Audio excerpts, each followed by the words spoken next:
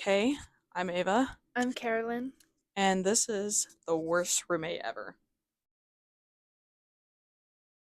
Okay, so who are we talking about today? So, we're talking about Dorothy Puente, born January 9th, 1929, and she was actually born Dorothy Gray. Um, so, she was actually the sixth of seven children. Her childhood growing up was not very good. And she is a serial killer, correct? Yes, she is. She's one of the only and one of the most infamous female serial killers there has been. Great.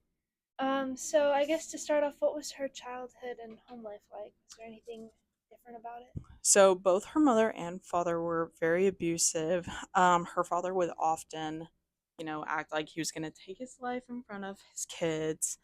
And even sometimes her and her siblings had to find food on their own, not with any help from their parents.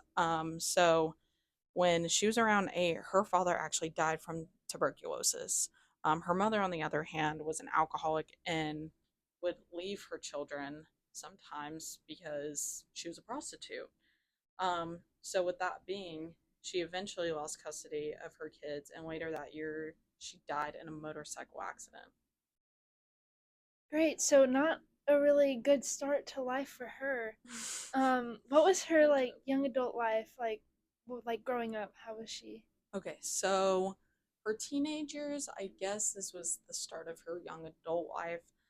When she was around 13, that's when she was split apart from all of her siblings and moved from various foster homes where she did have issues, sometimes even getting sexually assaulted in those homes. She did go to school in Los Angeles for a little bit, but that's when her deceit started showing and she eventually stopped going to school. When she was around the age of 16 in 1945, she started going by a fake name. That fake persona was named Sherry, and she was 30 years old. Which, okay, that blows my mind because how are you acting 30 years old at 16? That's crazy. Yeah. Did she have any relationships or children?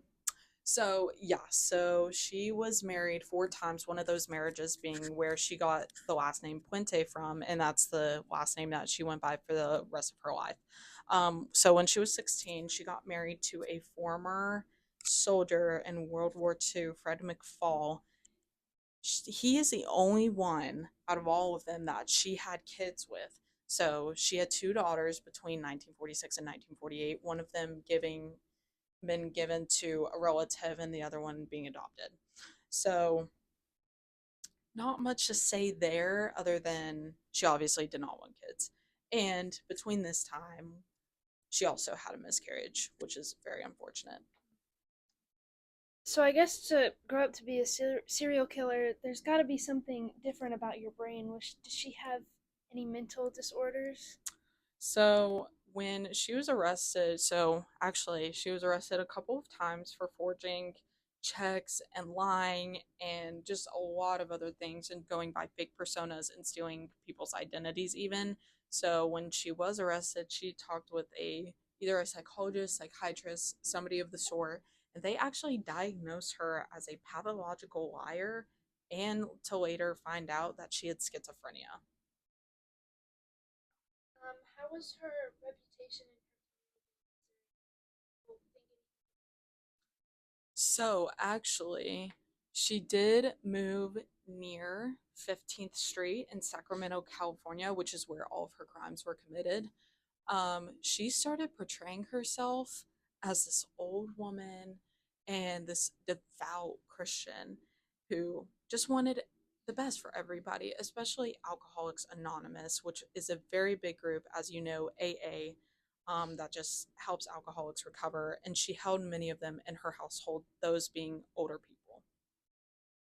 I guess moving on to her crimes, how would she kill her victims? So oftentimes she would kill them by poisoning them, and then either dismembering their bodies and leaving them somewhere, or mostly in their backyard.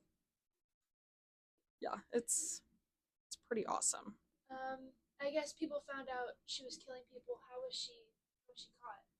So, in 1988, there was basically a sting operation set up by Charles Wilgus and Jean Silver. So they both alerted the police on November 16th, 1988, when she was seen at a motel with them, and then she was arrested the same day. You know. What was her sentence? So her sentence was, I think, what?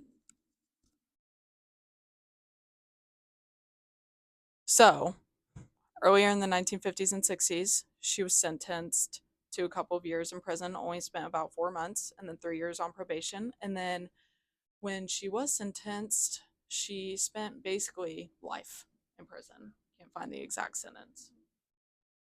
And I guess she was pretty old when she was arrested. Is she still living now? So she's actually not. She died in 2011 because of natural causes at the age of 82.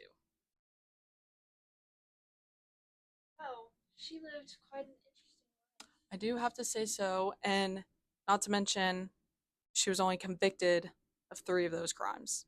But also, if you don't know, there is a documentary called Worst Roommate Ever on Netflix. It's about 2 seasons and it goes over all of her crimes. So thank you for joining us.